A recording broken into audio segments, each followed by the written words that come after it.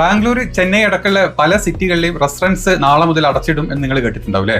അതെന്താ കാര്യം നിങ്ങൾ ആരെയും ഓർത്തിട്ടുണ്ടോ? ഗ്യാസ് കിട്ടാനില്ല, അല്ലെങ്കിൽ ഗ്യാസ് ഉണ്ടാവില്ല എന്നാ പറഞ്ഞത്. ഈ ഗ്യാസ് എന്തുകൊണ്ട് കിട്ടുന്നില്ല എന്ന് സത്യത്തിൽ നമ്മുടെ കൂട്ടത്തിൽ പലർക്കും അറിയില്ല. എവിടെ ഒരു യുദ്ധം നടക്കുന്നതിന്റെ ന്യൂസൊക്കെ എല്ലാവരും കേൾക്കുന്നുണ്ട്. ഇറാനോ ഇസ്രായേലോ അമേരിക്കയോ എവിടെയൊക്കെ യുദ്ധങ്ങൾ നടക്കുന്നുണ്ട്.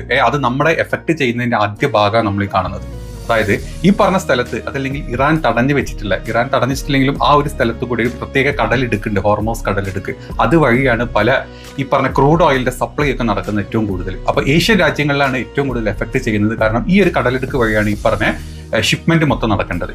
ഇതിലൂടെ പോകാൻ പേടിച്ചിട്ട്, അല്ലെങ്കിൽ ഇറാൻ ആക്രമിക്കും എന്നുള്ള പേടി ഉള്ളത് കൊണ്ട് തന്നെ ഇതിലൂടെ ആരും ഇപ്പം ഷിപ്പുകൾ കടന്നു വരുന്നില്ല. അതുകൊണ്ട് ക്രൂഡ് ഓയിൽ സപ്ലൈ പ്രത്യേകിച്ച് ഏഷ്യൻ രാജ്യങ്ങളിലോട്ട് വരുന്നില്ല. പാകിസ്ഥാനിലും ബംഗ്ലാദേശിലൊക്കെ ഭയങ്കര രൂക്ഷമായിട്ട് ഈ ഒരു ഊർജ്ജ പ്രതിസന്ധി ഉണ്ട്. അവിടെയൊക്കെ സ്കൂളുകൾക്കും ഓഫീസുകൾക്കും ഒക്കെ അവധി കൊടുത്തിട്ടുണ്ട്.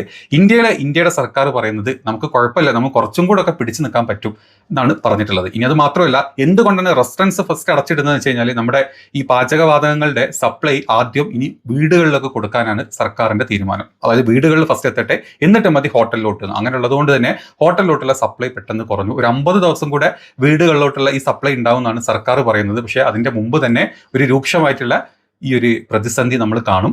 ഇത് തുടക്കം ഇപ്പം പാചകവാതകങ്ങളാണെങ്കിൽ ഇനി അടുത്തത് ക്രൂഡ് ഓയിൽ പ്രൊഡക്റ്റുകൾ എല്ലാം എഫക്ട് ചെയ്യും. അതുപോലെ തന്നെ നമ്മുടെ വണ്ടികളിലെ പെട്രോൾ അടിക്കുന്നതിനും ഡീസൽ അടിക്കുന്നതിനൊക്കെ ഈ ബുദ്ധിമുട്ടുകൾ വരും. അപ്പം എവിടെ ഒരു യുദ്ധം നടന്നു കഴിഞ്ഞാൽ, ആ യുദ്ധം രൂക്ഷമായിട്ട് കഴിഞ്ഞാൽ അത് ലോകത്തിനെ എങ്ങനെ ബാധിക്കും എന്നുള്ളതാണ് നമ്മൾ പറഞ്ഞത്.